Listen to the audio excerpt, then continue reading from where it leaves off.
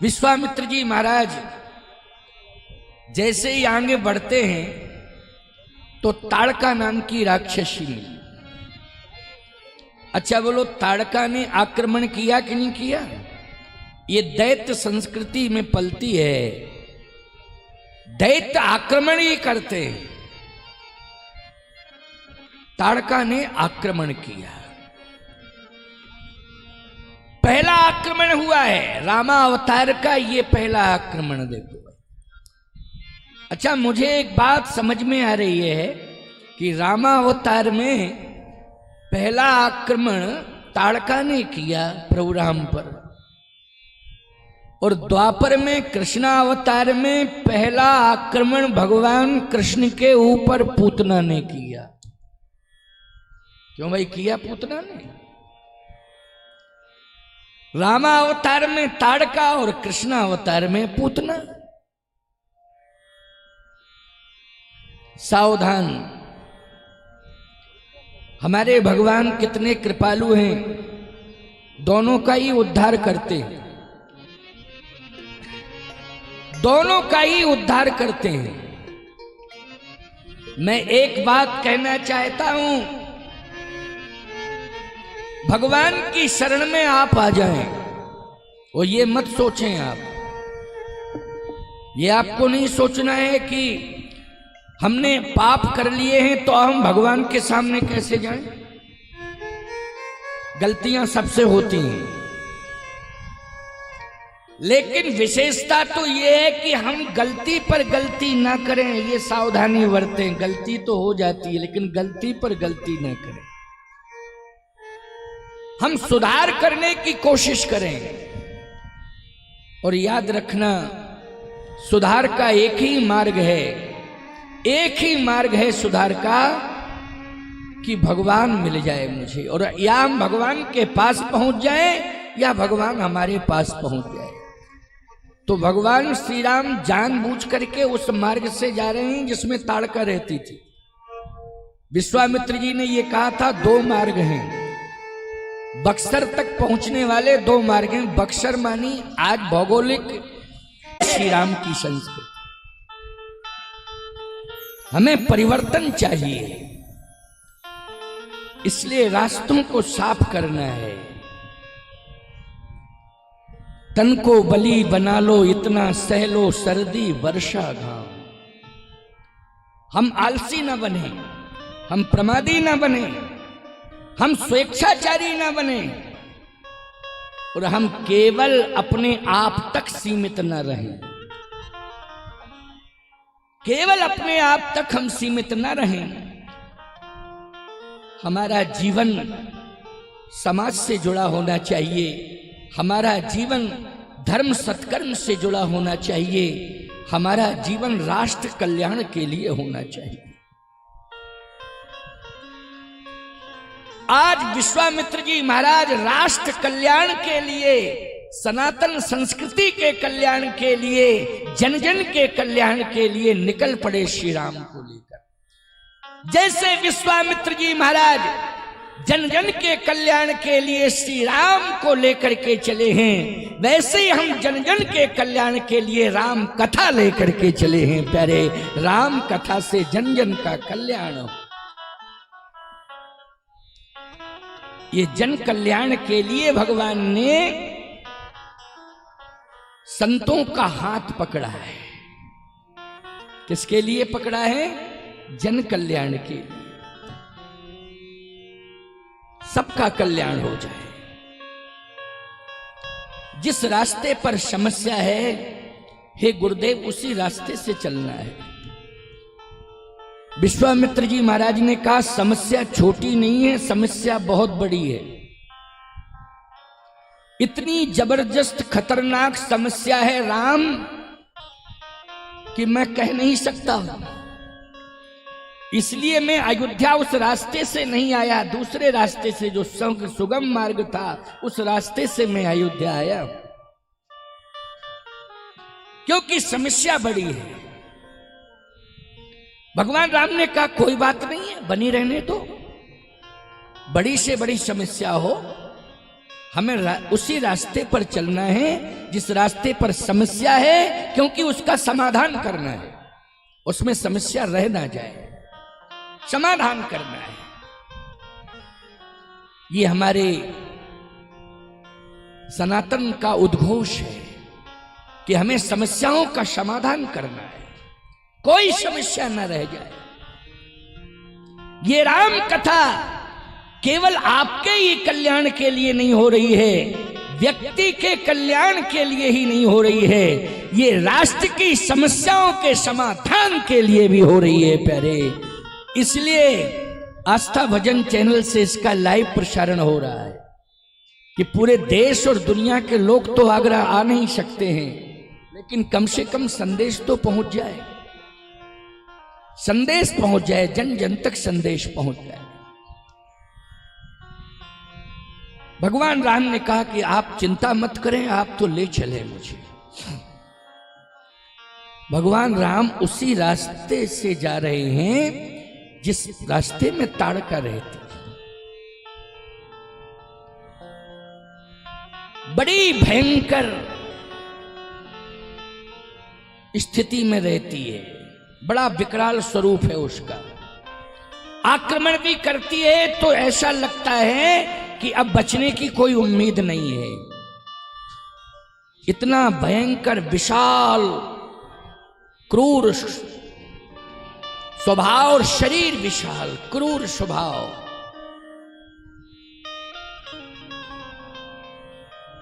भगवान श्री राम आगे जैसे बढ़े तो विश्वामित्र जी महाराज ने इशारा किया कि राम अभी भी विचार कर लो, क्योंकि सामने ताड़का दिखाई दे रही है, बैक हो जाओ, हम लोग वापस चलें। क्योंकि देखो सामने ही देखो कितना विशाल विकराल शरीर उसका, और अभी उसने देखा नहीं है, वो जैसे ही देख लेगी तो तुरंत आक्रमण करेगी। लक्ष्मण जी ने कहा गुरुदेव आप चिंता मत करो, भाई की भी जरूरत नहीं पड़ेगी, हमारे बड़े भाई निश्चिंत हो जाएं, आप भी निश्चिंत हो जाओ, ताड़का को तो मैं ही निपटा दूंगा, ताड़का को तो मैं ही निपटा दूंगा, उसको मैं ही मार दूंगा, ताड़का बचने वाली नहीं है, ताड़का तो आज समाप्त हो जाएगी। विश्वामित्र जी ने कहा लक्ष्मण तुम बच्चे हो, अभी बड़ी बड़ी बातें बच्चे करते ही हैं, बच्चों का स्वभाव होता है, लेकिन मुझे अनुभव है वो ताड़का जो है जब आक्रमण करेगी तो कैसे संभाल पाएंगे। राम हम तुम्हें कैसे संभालेंगे, लक्ष्मण हम स्वयं नहीं संभल पाएंगे। आइए संत भगवान की। हमारे अयोध्या दास जी महाराज बटेश्वर धाम से आए हैं, बड़े अच्छे संत हैं और बहुत सुंदर आश्रम परिश्रम करके बनाया है, स्वयं श्रम किया है आपने। बड़े ऊंचे ऊंचे मिट्टी के पहाड़ थे, लेकिन आपने स्वयं अपने श्रम से उन पहाड़ों को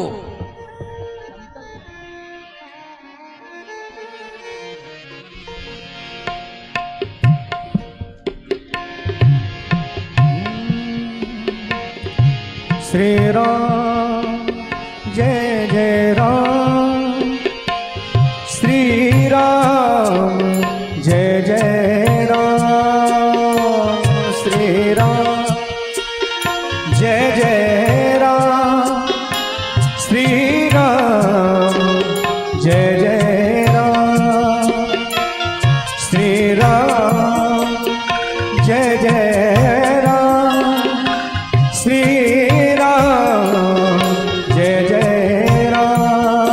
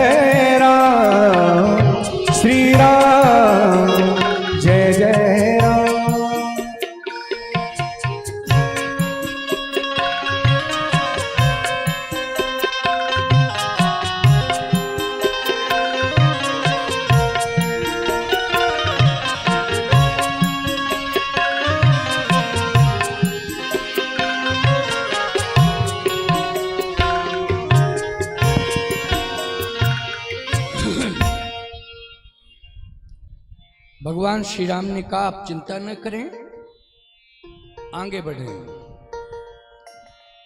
जैसे ही यात्रा का क्रम बढ़ता है, ताड़का के कानों में वो शब्द पहुंच गए। वार्ता हो रही थी विश्वामित्र जी महाराज की और प्रभु श्री राम की। ताड़का के कान में वो शब्द पहुंचे और ताड़का क्रोध में आ गई। चले जात मुनि दीन दिखाई, सुन ताड़िका क्रोध कर धाई। जैसे ही ताड़का क्रोधित होकर दौड़ी, भगवान श्री राम ने बाण निकाला। देखो भगवान राम के बाण की विशेषता है, एक ही बार केवल राम रावण का जब युद्ध हुआ तब अनेक बाणों का प्रयोग भगवान ने किया है उस युद्ध में। लेकिन भगवान की विशेषता ये कि चाहे जितना बलवान क्यों ना हो, एक ही बाण का प्रयोग किया जाता है। एक ही बाण का प्रयोग, और एक ही बाण में काम तमाम हो जाता है। चले जात मुनि दीन दिखाई, सुन ताड़िका क्रोध कर धाई। एक ही बाण प्राण हर लीना, दीन जान तहि निज पद दीना। एक ही बाण, एक बाण का प्रयोग किया और उसे परम पद मिल गया। एक ही बाण से परम पद मिल गया। प्यारे, मैं एक ही बात कहना चाहता हूं, चिंता करने की आवश्यकता नहीं है। राक्षसों के लिए भगवान ने बाण का प्रयोग किया है और बाण से परम पद दिया है राक्षसों को। लेकिन आप जैसे भक्तों को रामचरितमानस की वाणी से परम पद दे दिया है कि रामचरितमानस की वाणी सुनो, इसी से तुम्हारा परम पद होगा। तो बोलो भाई, हमें बाण की जरूरत नहीं है, हमें किसकी जरूरत है? हमें वाणी की जरूरत है। इस वाणी से चरित्र का निर्माण होता है। परम पद मिल गया। विश्वामित्र जी ने कहा राम गजब हो गया है, एक ही बाण का प्रयोग, दूसरे बाण की जरूरत ही नहीं पड़ी। भगवान राम ने कहा कि गुरुदेव इसमें मेरी विशेषता नहीं है, आपकी कृपा है। देखो भाई, यही तो राम जी की सरलता है। नहीं तो कह देते गुरुदेव आप तो कमाल देखना मेरा, मैं क्या क्या कमाल करके दिखाता हूं, है। लेकिन नहीं, भगवान राम ने कहा ये मेरे बाण की विशेषता नहीं है, ये तो आपके आशीर्वाद की विशेषता है। आपने जो कृपा की है, जो आशीर्वाद दिया है, उस आशीर्वाद से मुझे शक्ति मिली है। आशीर्वाद से शक्ति मिली। वाह, अनुभव यही करना चाहिए। बोलो, करना चाहिए कि नहीं करना चाहिए? अगर आप बहुत ऊंचे पद पर बैठ गए हो और माँ बाप आपके पास हैं, तो आप यही कहा करो कि आपके आशीर्वाद से मुझे ये पद मिला है। ये जरूर कहा करो। यदि संत सदगुरु आपके सामने हैं, यदि आप बहुत ऊंचे पद प्रतिष्ठावान बन गए हैं, तो आप ये कहिए कि आपके आशीर्वाद से मुझे ये सम्मान मिला है, आपके आशीर्वाद से मुझे ये पद मिला है। क्योंकि भगवान राम की वाणी है, हमें इसी वाणी को स्वीकार करना चाहिए। श्री राम जी की ये परंपरा है, हमें इसी परंपरा को स्वीकार करना चाहिए। भगवान श्री राम ने कहा ये बाण की विशेषता नहीं है, आपके आशीर्वाद की विशेषता है। आशीर्वाद से ये ताड़का मर गया। धन्य है राम, कितनी मर्यादित वाणी है, कितना मर्यादित चरित्र है तुम्हारा। विश्वामित्र जी की आंखों में आंसू आ गए। श्री राम की वाणी से ये शब्द मेरे लिए निकल रहे हैं। वास्तव में श्री राम तुम कितने उदार हो। उद्धार तो ताड़का का हुआ। कहां गई? दीन जानते ही निजपत दीना। उद्धार तो ताड़का का हुआ, लेकिन राम श्रेय तुमने मुझे दे दिया, श्रेय मुझे मिला। मरण ताड़का का हुआ, श्रेय मुझे मिला। आप इतने उदार हैं।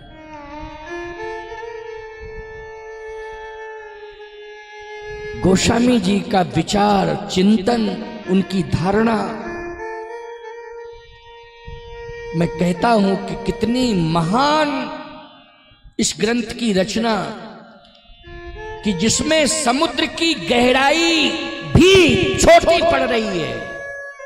इस ग्रंथ की भावों की गहराई के आगे समुद्र की गहराई भी छोटी पड़ रही है।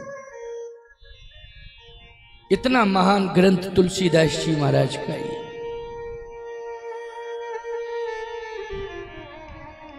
एक बार प्राण हर लीन्हा,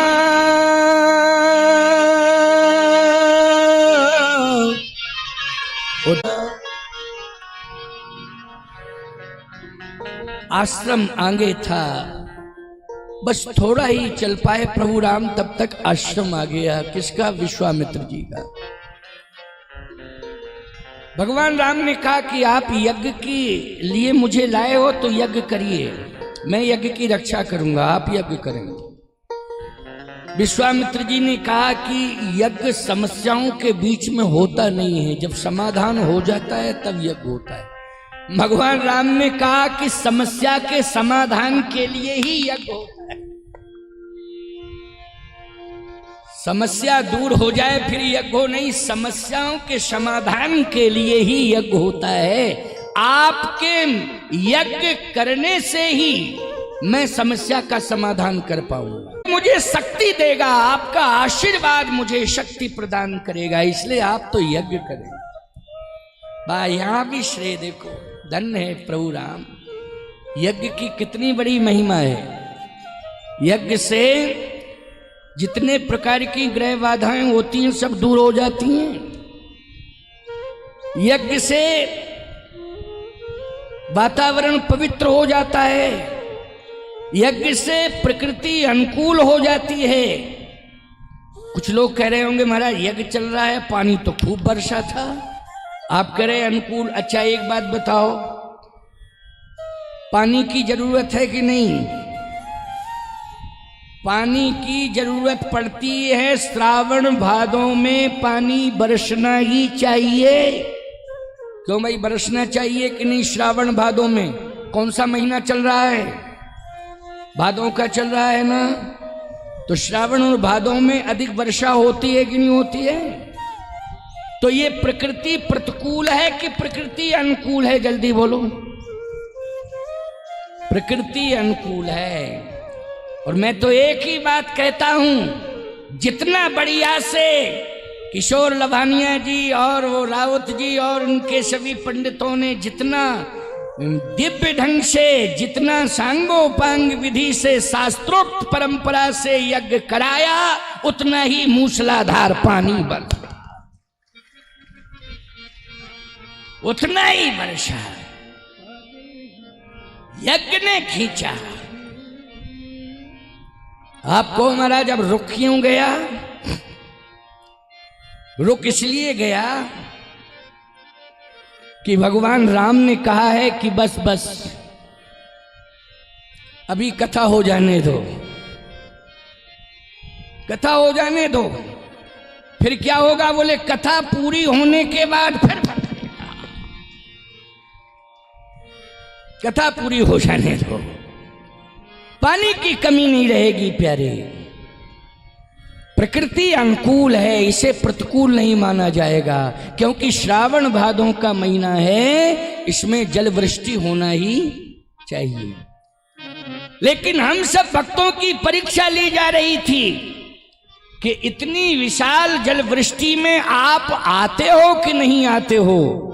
लेकिन मैं सत्य कहता हूं कि जल वृष्टि के कारण सड़क से आप इस पांडाल तक नहीं आ सकते थे, क्योंकि इतना पानी भरा था। लेकिन आप पानी में चलते हुए ना कपड़ों की चिंता आपने की, ना आपने पदत्राण की चिंता की। आप पांडाल तक आए और कथा में बैठे, और पांडाल के अंदर पानी भरा था, फिर भी आप कुर्सियों पर बैठकर कथा श्रवण की। आप जैसे भक्तों की परीक्षा पूर्ण हो गई और आप परीक्षा में सफल हो गए, सफल हो गए।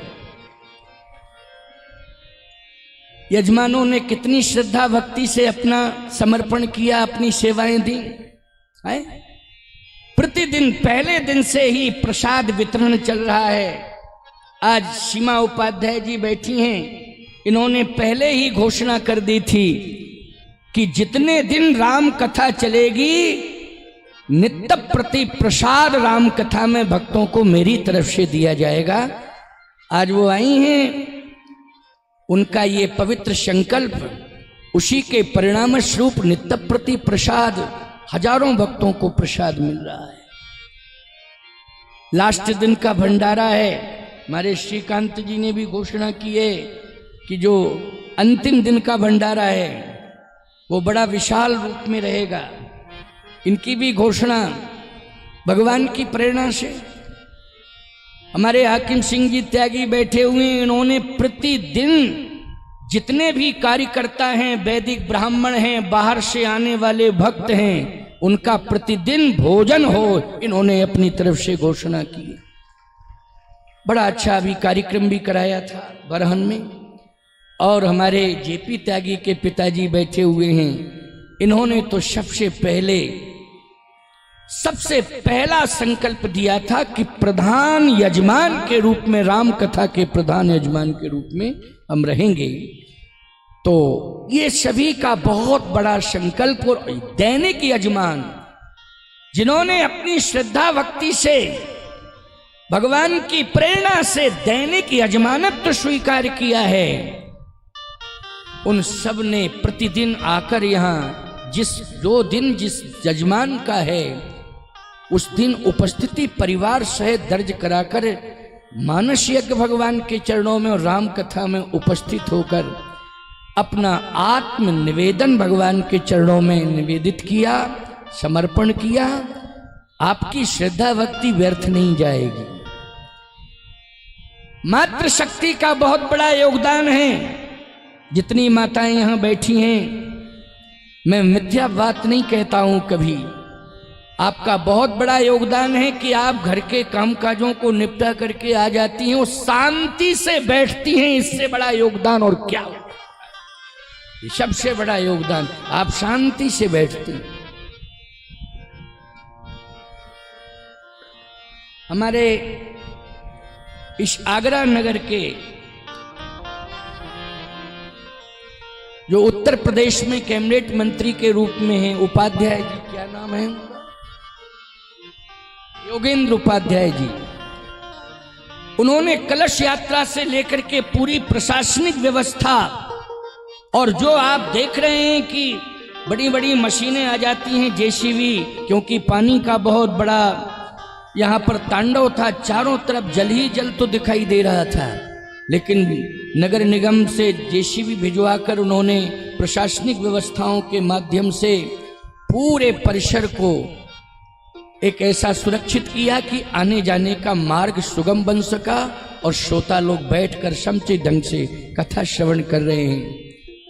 उनका भी योगदान, उनकी भी मैं हृदय से बहुत बहुत मंगल कामना कर रहा हूँ। सभी यजमानों की मंगल कामना कर रहा हूँ और सभी श्रोताओं की मंगल कामना कर रहा हूँ। सभी का कल्याण भगवान करें, भगवान कृपा करें, भगवान रक्षा करें। मेरे पास तो इतना ही है, मैं भगवान से ही प्रार्थना कर सकता हूँ। मेरे पास तो संबंध भगवान से मेरा जुड़ा है, इसलिए मैं तो प्रभु से ही प्रार्थना कर सकता हूँ। यही मेरी ताकत है। हमारे अयोध्या राज श्री महाराज भी, कल आपने देखा था कि महामंडलेश्वर स्वामी रामभूषण दास जी महाराज आए थे। श्रीधाम वृंदावन में भी उनका आश्रम है। भिंड में खनेता एक ग्राम है, उसमें लगभग 100 वर्ष से भी अधिक हो गए आश्रम स्थापित हुए। तो यति चक्र धर्म सम्राट पूजपात कृपात्री जी महाराज से लेकर के बड़े बड़े संत वहां जाते रहे हैं। और अभी विगत फरवरी में बहुत विशाल आयोजन उन्होंने कराया था, जिसमें देश के बहुत बड़े बड़े संत आए थे। होते ही रहते हैं, वो भी कल आए थे। और एक संत और पधारे थे। और आज अयोध्या दास जी महाराज बहुत बढ़िया दिव्य आश्रम बटेश्वर धाम में बना हुआ है। आप आए, पधारे। और कल मुझे लगता है शायद दंदरौआ धाम से, कल या परसों दंदरौआ धाम से महामंडलेश्वर स्वामी रामदास जी महाराज भी, दंदरौआ सरकार, वो भी आएंगे।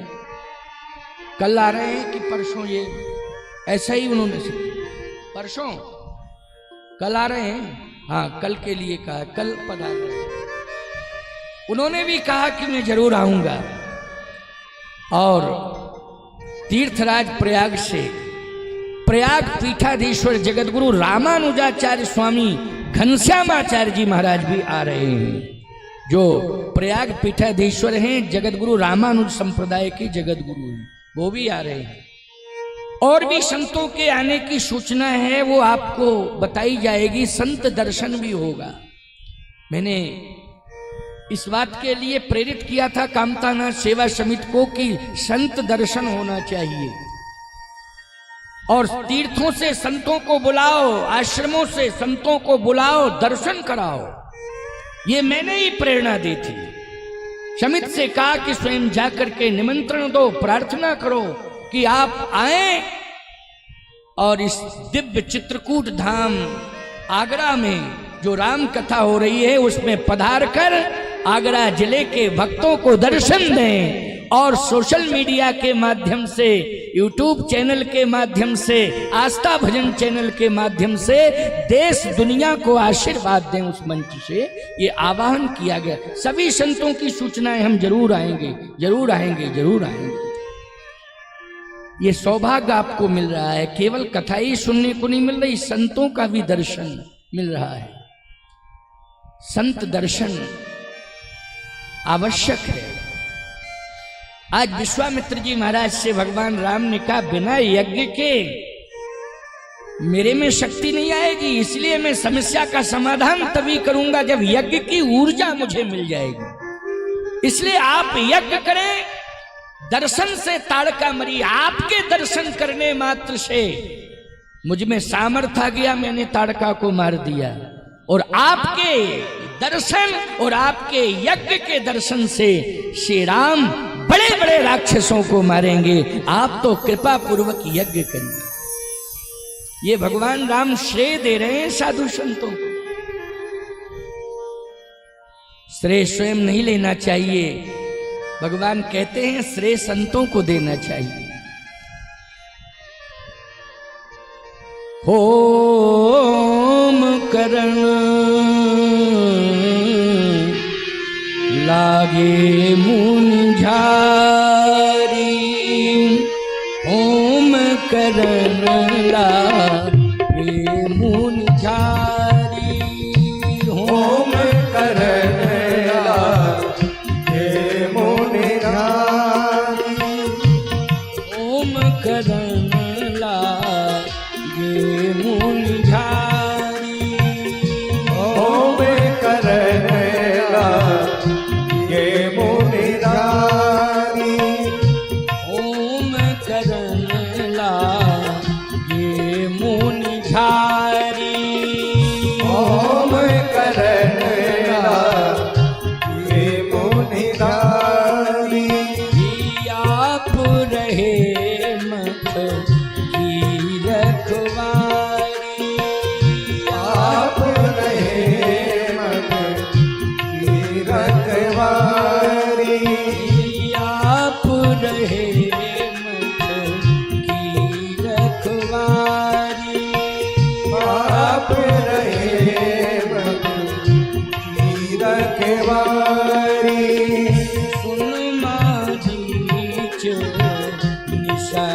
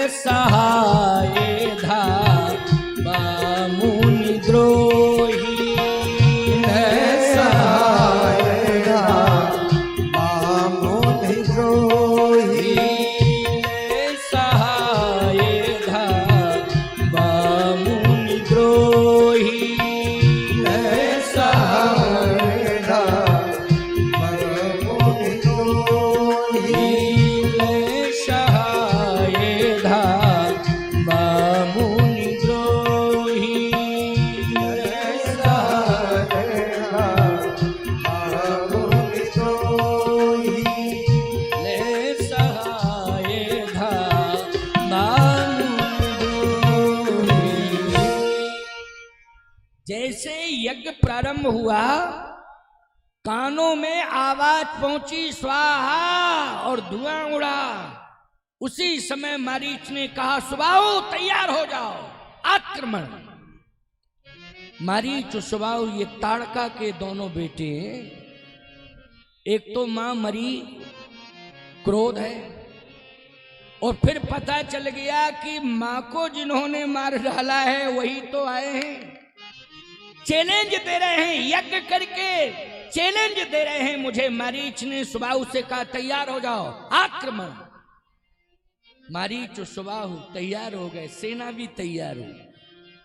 देखो भाई, सेना बहुत बड़ी सेना है, छोटी छोटी नहीं है।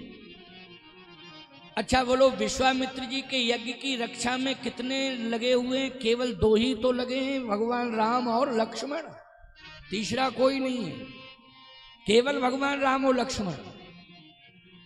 यहां मारी सुबाहु सेना, विशाल संग्राम की संभावना लग रही है कि लगता है इतना विशाल संग्राम होगा कि हम लोग उस संग्राम को देख नहीं पाएंगे, कैसे बर्दाश्त करेंगे। लेकिन नहीं नहीं प्यारे, परमात्मा दिखाई नहीं देता है आपको, लेकिन ये सत्य है कि परमात्मा ही सब कुछ कर रहा है। दिखाई नहीं दे रहा है, अदृश्य है वो, लेकिन कर तो वही रहा है। सावधान, कितनी विशाल भुजाएं हैं उसकी कि पूरा ब्रह्मांड उसकी भुजाओं में, पूरा ब्रह्मांड उसकी भुजाओं में है। इसलिए वज्रादपि कठोराणि मृदून कुसुमादपि, वज्र से भी ज्यादा वो कठोर है और पुष्प से ज्यादा कोमल है। राक्षसों के लिए वो वज्र से ज्यादा कठोर है और भक्तों के लिए वो पुष्प से ज्यादा कोमल है। यही है राम का रामत, भक्तों के लिए तो पुष्प से ज्यादा कोमल है। आप तो भक्त बनो, भक्त बनोगे तो भगवान की कोमलता का अनुभव हो जाएगा। भक्त बनना पड़ेगा। मारीच और सुबाहु जैसे ही आक्रमण करने के लिए दौड़े, लक्ष्मण जी ने कहा भैया सेना भी आ रही है पीछे।